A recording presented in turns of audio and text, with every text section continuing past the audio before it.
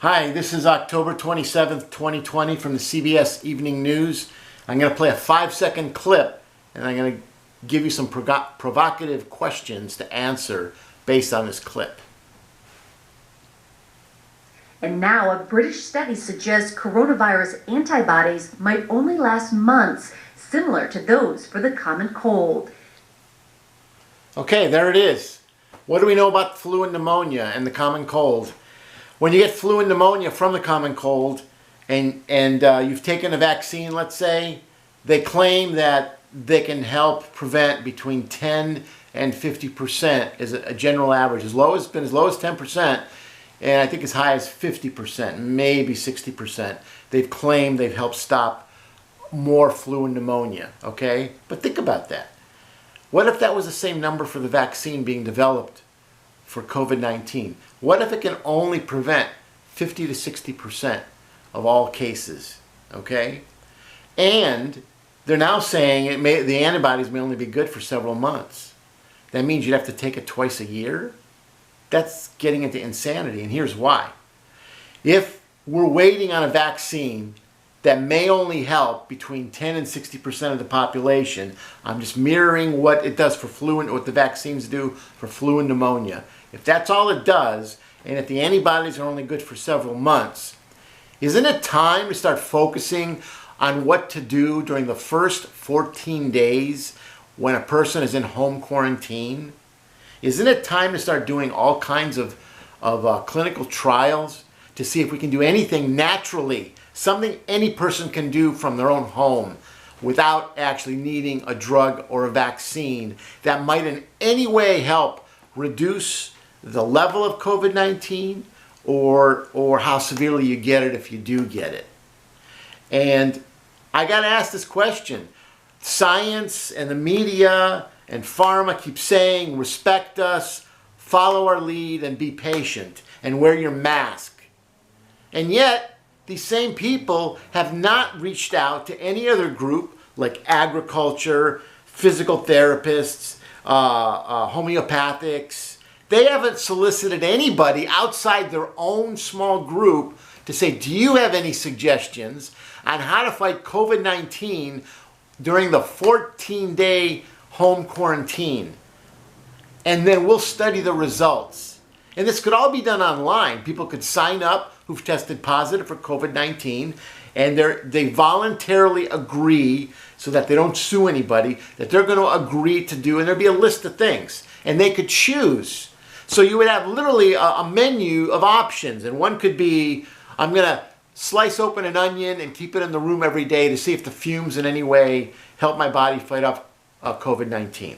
I'm going to cut some cloves of garlic into small thin slices, and every day I'll replace it, see if that helps. I'm gonna consume jalapeno peppers, a small amount with every meal, to see if that in any way helps the body fight off. I'm gonna try to be more active so that I have more frequent bowel movements. I'm gonna take more high fiber foods. You could have a viral shedding, SHEDDING,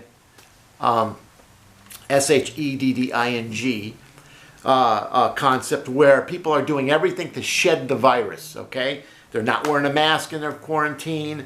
They're doing deep breathing. They're trying to breathe out as far as they can so that they're shedding the virus. They may be wearing more clothes so they sweat out the virus.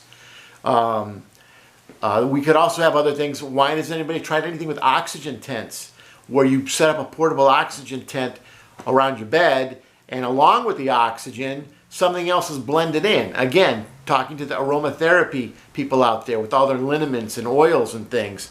I mean, we've all remember getting a rub on our chest when we were very young and how it made us feel like we could breathe better. There could be tests done with breathing on your stomach. All of these could be done online, and then the medical community could study the results. They could start putting together, well, we discovered that when a person did, this, and this, that they never got sick, or their symptoms were always minor. And there'd be so much data to study.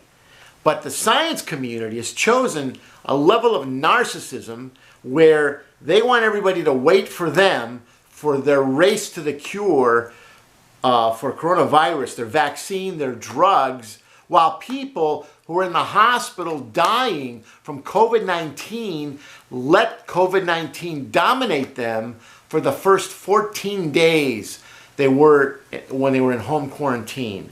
This has to be brought out. Why the media is not discussing this horrifies me. And it's why people don't trust what's going on. And I'm not saying everybody. Clearly, over 50% of the population has already drank the Kool-Aid.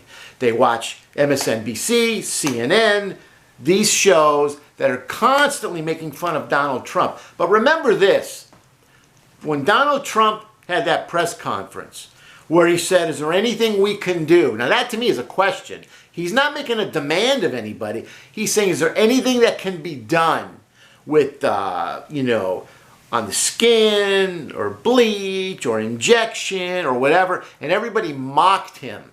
But if you think about that, what happened was by shutting the president down, there has been zero discussion about a home quarantine. Think about that, what you can do during a home quarantine.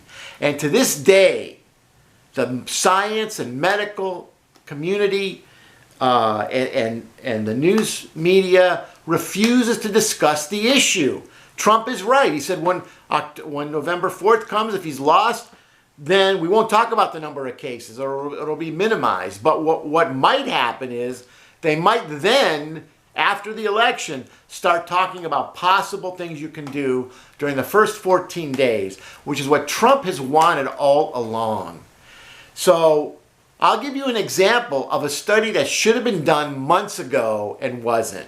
And if you guys in the science media need me to help you, in the science media, in the science community, need me to give you suggestions on the kind of tests you should be recommending, I got plenty. But here's one that should have been done from the beginning. The moment you get COVID-19 and you're put in 14-day home quarantine, why didn't you do two studies? One group wears a mask the whole time and one group does not wear a mask. And then follow the results. Because if it turns out not wearing a mask when you're alone gives you a better result, then that's proof that we need to be shedding the virus. And a mask does not allow that. And I'm not saying don't wear a mask in public, but what I am saying is everybody's using the issue of the mask to condemn the president, and we don't know to this day if wearing a mask when you're not around other people is a good idea. All right? There's the possibility, and this is not being investigated by the media, that we're having a huge increase in eye infections because people are wearing masks all day. I did another video, I'll put a link to it, where I took video supplied by the science community, which is where they tried to prove you had to wear a mask. So this is the video, okay? It's that video that's black and white with green light, and they all pointed to the forward of the mouth and said, see how it blocks the exhalation from coming out? But if you look to the eyes and above, a big plume is going up above the person's face, into their eyeballs and above. And no mention was made about that or what it could cause. Have the news reporters gone out and asked eye doctors, specialists, is this bad for the eyes? Are you seeing more cases of eye infections from mask wearers? Now, some may say, well, that's a small price to pay for reducing deaths. But if that's the case, then let me ask all you doctors out there, when you see your patient in the hospital dying from COVID-19, and when they first got COVID-19, you told them to stay at home for 14 days and didn't give them any treatment protocol so that, in essence, the COVID-19 could start to dominate them, do you feel guilty now about that? Do you feel you did the right thing? Are you willing to come out in public and admit that it's wrong to not encourage study, research, and move forward what type of treatment protocols could be done within the first 14 days when somebody gets COVID-19? Do you really feel good that you told that patient who died not to do anything during the first 14 days? Isn't it possible that if they had tried something that it might have worked and maybe they would have lived? So let's get a little bit away from all the talk about the masks, because I think the mask discussion is masking all other kinds of discussions we should be having.